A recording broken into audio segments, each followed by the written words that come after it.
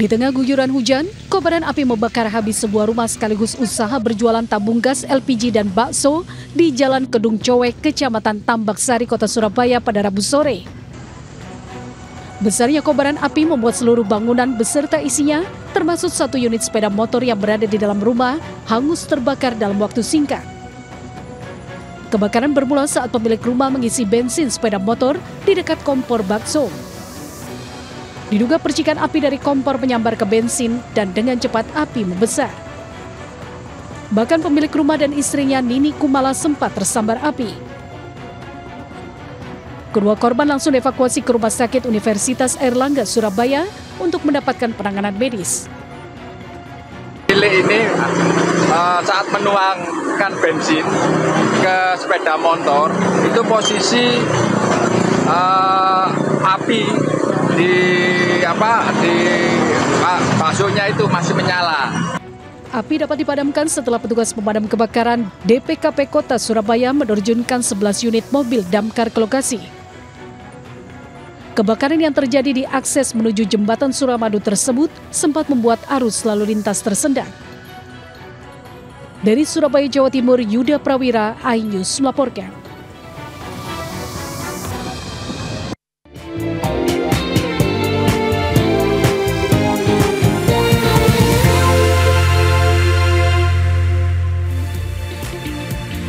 Halo selamat pagi pemirsa, selama 1 jam ke depan saya Priska Popilaya yang akan menemani Anda dengan sejumlah informasi dalam program Buletin iNews Pagi.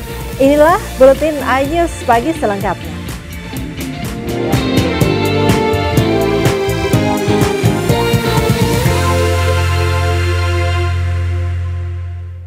Warga Kecamatan Medan Belawan, Kota Medan, Sumatera Utara harus merayakan Hari Lebaran di atas pasang air laut atau banjirop. Banjir yang menggenangi rumah dan jalan raya ini menyulitkan masyarakat untuk pergi bersilaturahmi.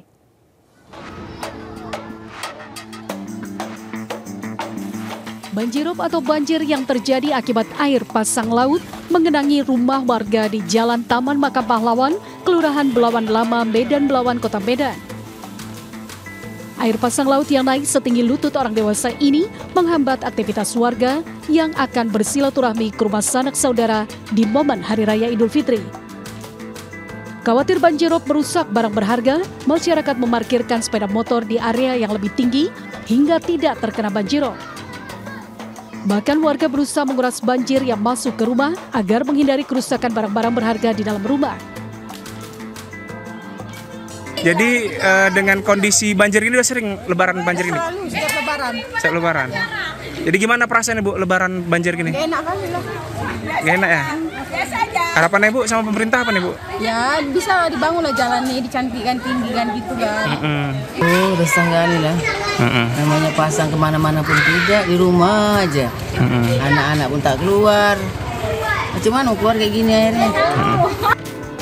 Warga berharap pemerintah dapat mencari solusi untuk menanggulangi banjir seperti membuat bendungan, meninggikan jalan, atau memperbaiki saluran parit agar banjir tidak lagi melanda kawasan Medan Belawan. Dari Medan, Sumatera Utara, Yuda Bahar, iNews melaporkan. Suasana lebaran di Kelurahan Maubeli, Kabupaten Timur Tengah Utara, Nusa Tenggara Timur dihebohkan peristiwa satu orang warga tewas di dalam sumur sedalam 17 meter. Korban jatuh ke dalam sumur saat hendak mengambil bangkai ayam.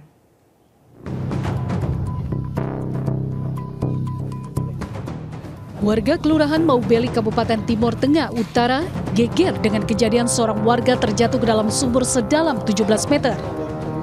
Peristiwa bermula saat korban bernama Amos Usatnesi hendak mengambil bangkai ayam di dalam sumur. Korban sempat diingatkan rekannya agar tidak masuk ke sumur, tetapi korban tetap nekat mengambil bangkai ayam karena mencemari air sumur hingga air sumur tidak dapat digunakan oleh warga setempat.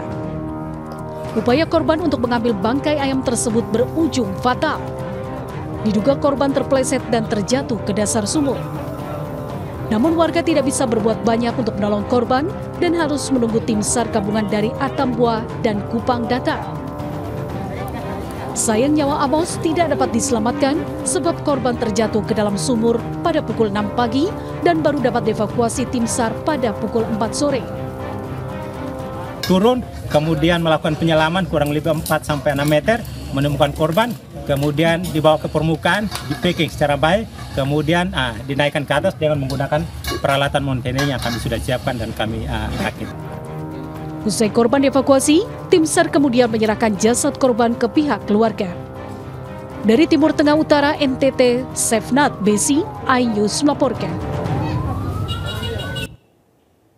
13 kantong jenazah korban kecelakaan maut di tol Cikampek kilometer 58 Jawa Barat tiba di Rumah Sakit Polri Kramat Jati, Jakarta Timur. Jenazah ini nantinya akan dilakukan identifikasi untuk mengetahui identitas para korban. Namun belum diketahui berapa lama proses identifikasi akan berlangsung.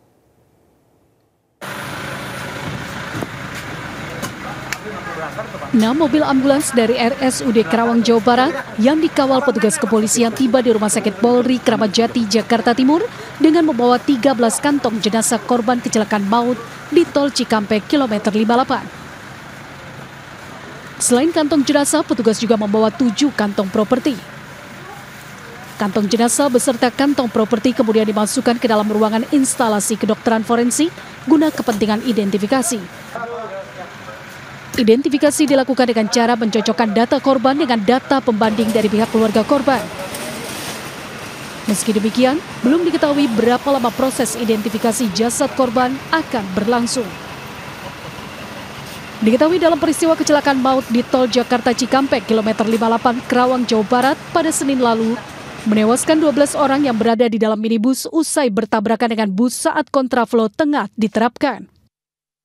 Dari Jakarta, Rio Manik, iNews melaporkan.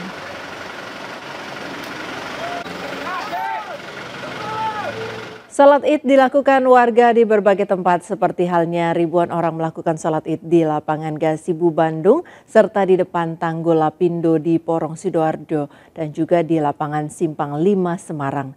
Warga tetap khusyuk dan hikmat melakukan salat Id meski di tempat yang sederhana.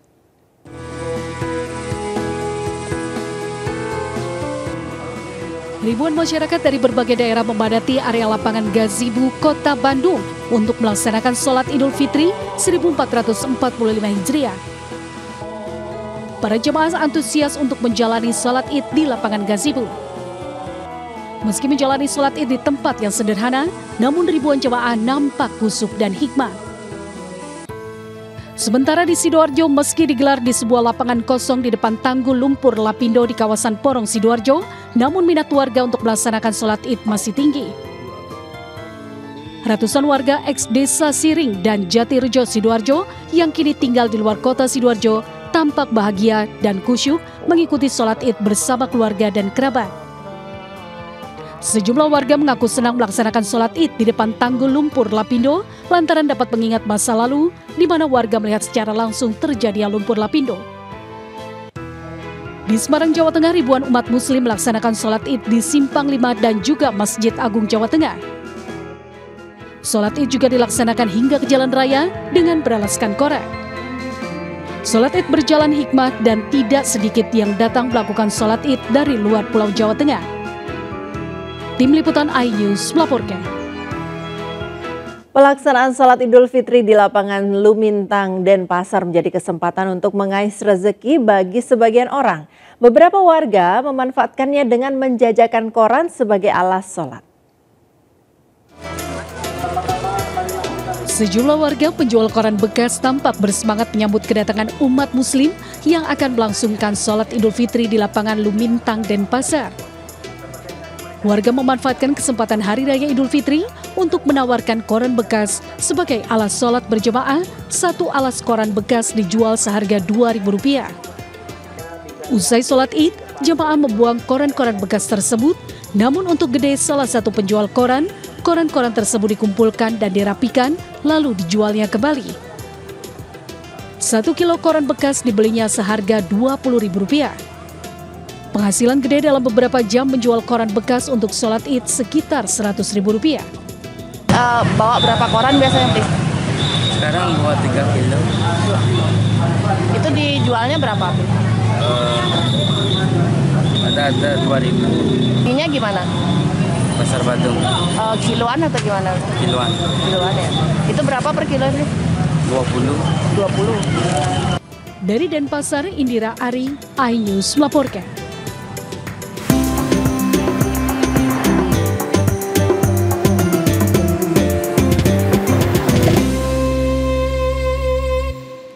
Sejumlah ruas jalan protokol di Jakarta di hari pertama libur Hari Raya Idul Fitri 1445 Hijriah terpantau lengang. Hal ini dikarenakan banyak warga yang mudik ke kampung halaman.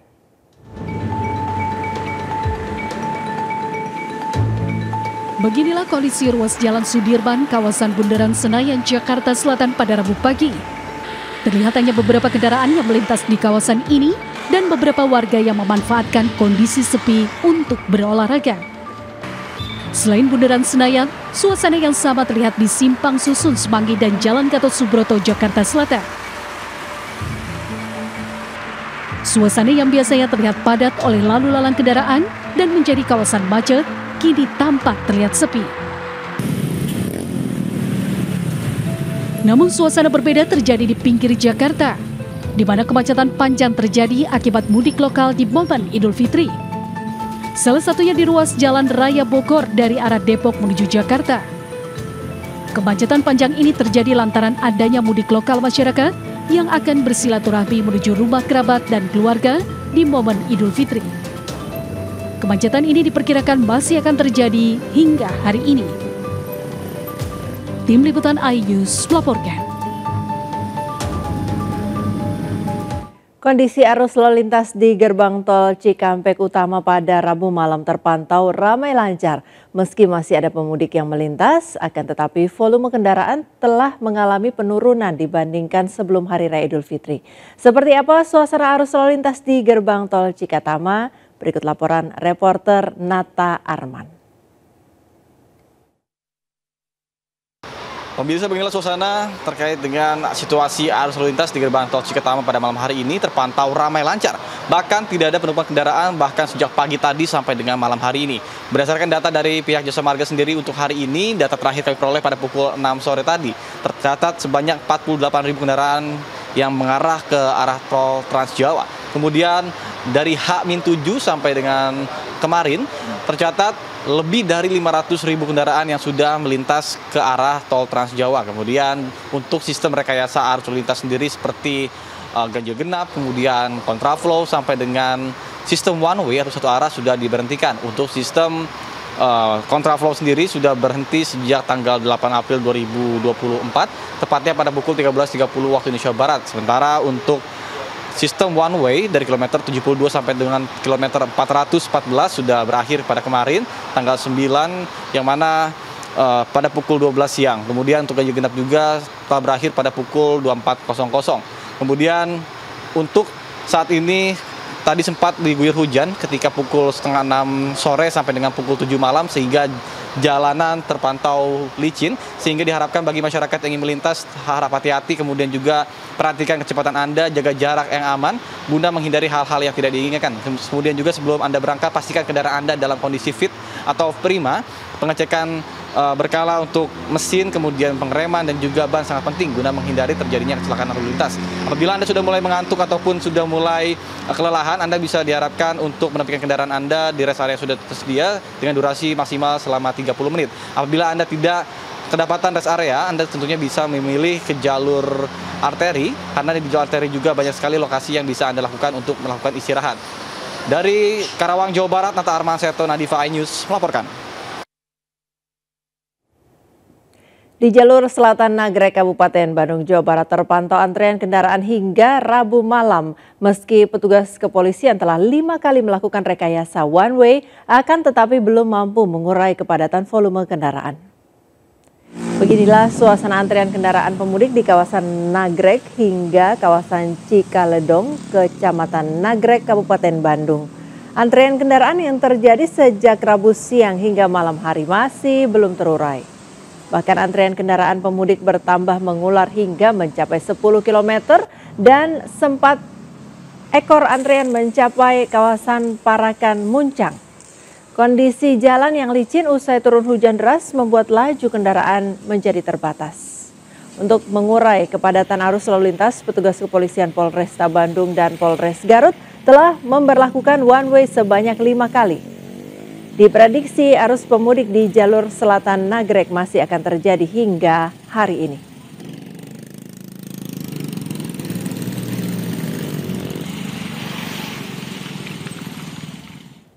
Arus mudik Lebaran menyisakan berbagai pengalaman bagi pemudik yang akan mudik ke kampung halaman. Seperti yang dialami satu keluarga pemudik asal Samarinda, Kalimantan Timur yang akan mudik ke Saradan, Madiun, Jawa Timur yang tersesat di jalan tol Surabaya Gempol. Gusairi, warga kota Samarinda, Kalimantan Timur ini tersesat. Ia dan keluarganya yang akan mudik Lebaran ke rumah orang tuanya di Saradan, Madiun, Jawa Timur justru tersesat di tol Surabaya Gempol. Setelah menempuh perjalanan sejauh 2 hari 1 malam di atas kapal dan tidak bisa tidur karena tidak dapat kamar di kapal, Gusairi dan keluarga yang mengendarai minibus tersesat di tol Surabaya Gempol arah Malang. Beruntung mereka diberhentikan polisi di rest area dan diarahkan untuk beristirahat sebelum melanjutkan perjalanan mudik. Sebelum diizinkan melanjutkan perjalanan, Gusairi yang mengemudi mobil seorang diri dari Samarinda ini juga diperiksa kesehatannya oleh tim Dokes Polresta Sidoarjo yang siaga 24 jam di rest area. Ya seneng Pak. Oh, senepnya kenapa? Melelahkannya? Ya nggak bisa istirahat. Oh. Karena kamar penuh Pak. Kamar di kapal penuh ya? Terus? Ya di lesehan. Oh, capek berarti Pak ya? Ya capek-capek seneng Kak.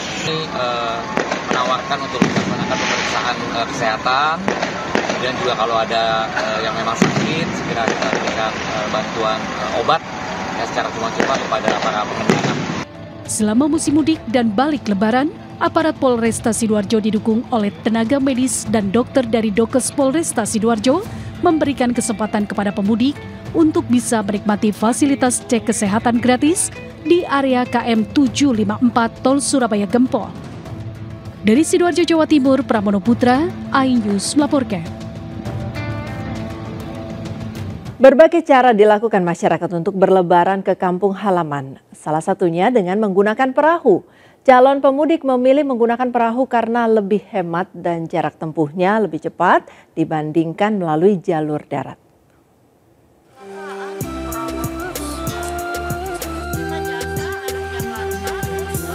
Calon penumpang mulai berdatangan ke kawasan Kampung Nelayan Cilincing, Jakarta Utara untuk menunggu perahu yang akan mengangkutnya kembali ke kampung halaman. Selain karena menghemat ongkos perjalanan, mudik menggunakan perahu dapat mempersingkat waktu perjalanan dibandingkan jalur darat yang mulai macet. Hanya butuh 1,5 jam perjalanan ke Muara Gembong, Bekasi, sedangkan menggunakan mobil atau bus memakan waktu hingga 3 jam lebih. Mudik kemana Bu? Ke Muara Gembong. Naik apa Bu rencananya? Naik perahu. Naik perahu? Iya.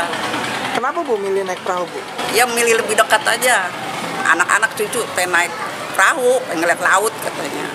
Ini kenapa milih mudik naik perahu? Lebih dekat sih.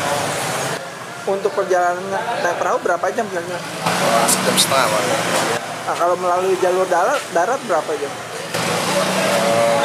Kurang lebih 2 jaman. Selain itu, tarif biaya perjalanan jauh lebih murah, satu orang dikenakan tarif Rp25.000. Dari Jakarta, Sofyan Firdaus, iNews melaporkan.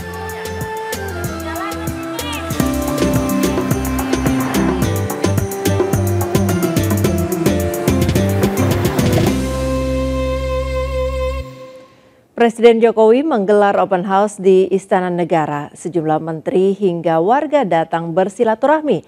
Namun sayangnya open house Istana Negara sempat diwarnai saling himpit dan berdesakan warga karena berebut masuk istana untuk berjabat tangan dengan Presiden.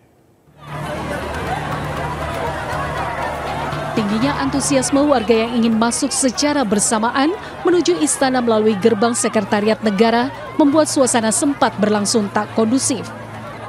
Beruntung petugas Pas Pampres segera bisa menguasai keadaan. Kedatangan warga ke istana ini karena ingin berjabat tangan langsung dengan Presiden Jokowi dalam gelaran open house yang dibuka pada pukul 10 hingga 12 siang. Sayangnya open house yang digelar cukup singkat, hanya 2 jam, membuat tak sedikit warga yang gagal memasuki istana. Lumayan sih 2 jam lebih. Hah? 2 jam lebih. 2 jam lebih. Nah ini sekarang gimana Pak? Udah ditutup atau gimana Pak? Pak Jokowi udah nggak ada Pak. Pak Jokowinya udah nggak ada? Iya. Nah terus? Kita masuk ke dalam juga nggak bisa Pak. ya saya tidak mendengar kalau itu ada batasan waktu. Di rumah ada info open house. Nah, gitu aja. Selain warga, para Menteri Kabinet Indonesia Maju beserta keluarga juga datang sejak pagi. Di antaranya Mendak, Menkes, Menteri Investasi, Menparekraf, dan Menkominfo. Dari Jakarta, Rani Sanjaya, Putu Bagus, dan Rizky Julianto, iNews melaporkan. Ketua Umum PDI Perjuangan Megawati Soekarno Putri juga menggelar open house Lebaran di kediamannya di Jalan Tengku Umar, Menteng, Jakarta Pusat pada Rabu siang. Selain kolega dan kerabat, open house juga dihadiri sejumlah politisi. Ketua Umum PDIP Megawati Soekarno Putri membuka rumahnya di kawasan Menteng, Jakarta Pusat untuk menerima kerabat dan koleganya, termasuk para politisi yang bersilaturahmi di Hari Raya Idul Fitri. Tampak hadir di antara tamu, Ketua Tim Kampanye atau TKN Prabowo Gibran, Rosan Ruslan. Menurut Sekjen PDIP Hasto Kristianto, kedatangan Rosan Ruslan hanya berlangsung sekitar 5 menit untuk memberikan salam kepada Megawati Soekarno Putri. Meski kedatangan yang cukup singkat, namun Hasto menyebut rencana kehadiran Rosan sebelumnya telah diketahui oleh Megawati. Ya, Pak, tadi pagi Ibu juga menghubungi saya tentang rencana kehadiran Pak Rosan. Ya, beliau kan sebelumnya dalam jabatan-jabatan publik sebagai Wakil Menteri BUMN dan sebelumnya sebagai Duta Besar Indonesia di Amerika Serikat. Itu kami memang sering berkomunikasi. Sehingga Pak Rosan datang juga untuk mengucapkan ya selamat Idul Fitri kepada Ibu Megawati Soekarno Putri.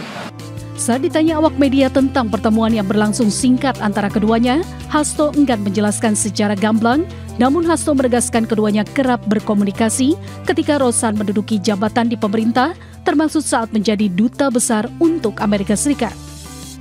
Dari Jakarta, Rani Sanjaya, iNews melaporkan. Momen hari Lebaran diisi ribuan warga dengan berwisata ke Ancol, Jakarta Utara. Tidak hanya warga Jakarta, banyak pula warga wisatawan dari luar daerah yang datang bersama keluarga maupun kerabat. Di kawasan Ancol Taman Impian, khususnya di pantai begitu yang berada di belakang saya ini, masih terpantau cukup ramai oleh pengunjung yang memang sejak pagi tadi telah mendatangi Ancol setelah mereka merayakan sholat Id dan juga bersilaturahmi dengan kerabat dan keluarga. Dapat dilihat suasana sendiri masih terlihat cukup ramai sejak pagi tadi, namun berlahan-lahan menjelang sore memang pengunjung mulai terlihat meninggalkan lokasi. Namun kepadatan masih tampak di kawasan Pantai Ancol ini, di mana para masyarakat begitu membawa keluarga mereka untuk menghabiskan masa liburannya, masa libur Lebaran maksud saya di kawasan Ancol ini. Di sini mereka pun dapat menikmati sejumlah wahana ataupun juga bermain-main dengan air ataupun pasir dengan anak-anak mereka. Tidak hanya di kawasan pantai juga, mereka pun dapat menikmati sejumlah wahana air, maksud saya yang berupa banana boat ataupun sejumlah wahana air lainnya yang telah disiapkan oleh pihak pengelola Ancol sendiri. Selain juga bermain di air, para pengunjung pun dapat menikmati sorenya dengan duduk santai begitu di pinggiran pantai dengan menggelar tikar ataupun juga alas yang mereka bawa untuk bercengkrama begitu dengan keluarga mereka masing-masing. Tidak hanya di kawasan pantai, khususnya untuk di kawasan pejalan kaki pun masyarakat juga bisa menghabiskan waktu libur lebarannya di kawasan Pantai Ancol ini.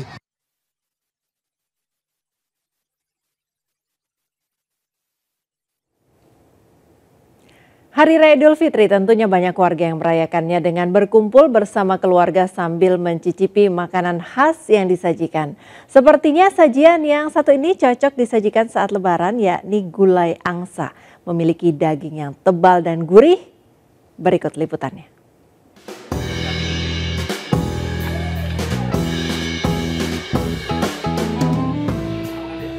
Bingung mencari menu hidangan untuk keluarga yang akan bersilaturahmi ke rumah Anda? Biasanya di Lebaran pertama, hidangan sudah ludes tak tersisa. Nah, Anda tidak perlu bingung lagi pemirsa.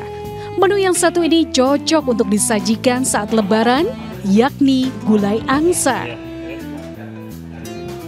Angsa memiliki daging yang gurih dan tebal. Dan proses masaknya sendiri membutuhkan waktu 2 hingga 3 jam agar dagingnya benar-benar empuk serta bumbunya meresap hingga ke dalam daging.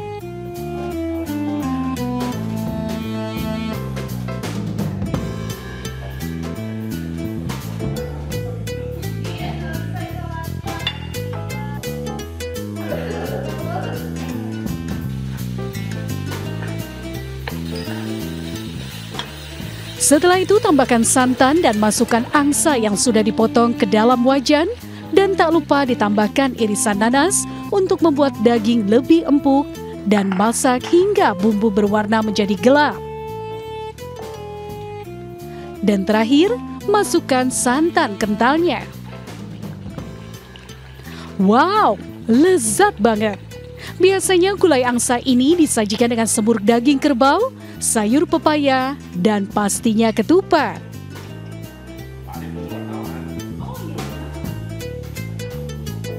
Angsa agak unik karena tekstur dagingnya mirip bebek tapi tidak berbau.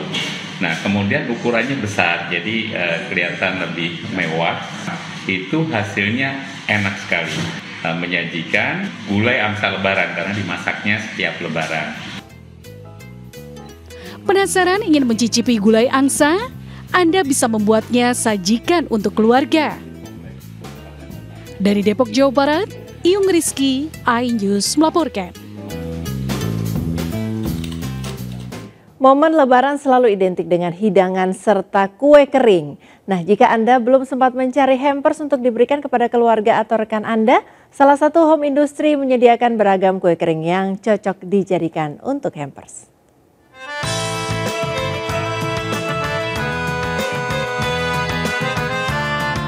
Pemirsa, Lebaran yang selalu identik dengan memberikan hampers berupa ketupat serta lauk pauknya atau kue kering.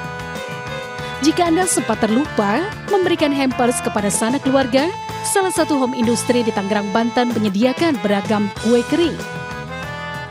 Sebanyak 50 macam varian kue selalu ada dengan rasa yang sangat otentik. Meski semua bahan baku pembuatan kue naik, tetapi di tempat ini selalu memberikan rasa yang luar biasa dan tidak pernah mengecewakan. Tak hanya itu, di sini juga selalu kebanjiran pesanan saat Lebaran tiba. Nuni Cookies ini dari tahun 96. Awalnya itu usaha nenek, terus turun ke ibu, lalu turun ke saya. Kalau best seller kita sih ada sagu keju, kastengel, nastar keju, sama gutai mede. Untuk harga yang dijual kisaran Rp80.000 hingga Rp100.000 per toples. Selain itu, di tempat ini juga menyediakan jasa pembuatan hampers sesuai dengan keinginan pelanggan. Dari Jakarta, Syahreza Zanski, Yudi Permana, iNews melaporkan. Kemenparekraf menargetkan 3 juta wisatawan berkunjung ke Batam dan Kepulauan Riau di tahun 2024. Kepulauan Riau menjadi daerah terbanyak ketiga setelah Bali dan Jakarta yang dikunjungi wisatawan mancanegara maupun wisatawan Nusantara.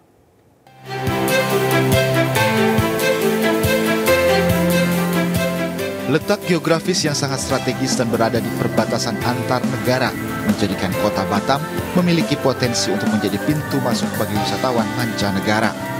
Hal itu disampaikan Menparekraf Sandiaga Uno saat mengunjungi Sekupang, kota Batam, dalam rangka meninjau langsung potensi investasi dan pengembangan parekraf serta bertemu pelaku parekraf Batam. Dalam kunjungan ke Serenity City di Sekupang, Sandi menegaskan akan memfokuskan pembangunan green tourism untuk menarik wisatawan.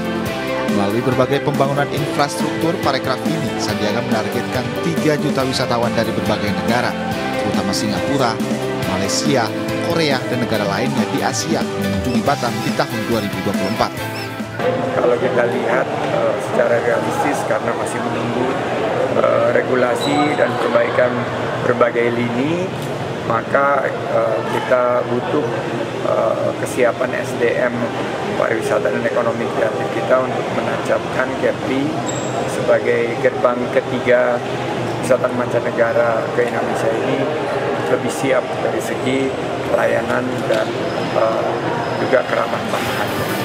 Untuk meningkatkan kunjungan wisatawan mancanegara, Kemenparekraf akan siapkan SDM, ramah tamahan, dan kualitas pelayanan di berbagai destinasi dan akomodasi seperti bandara dan hotel. Dari Batam, Kepulauan Riau, Gusti Yenosa, iNews melaporkan.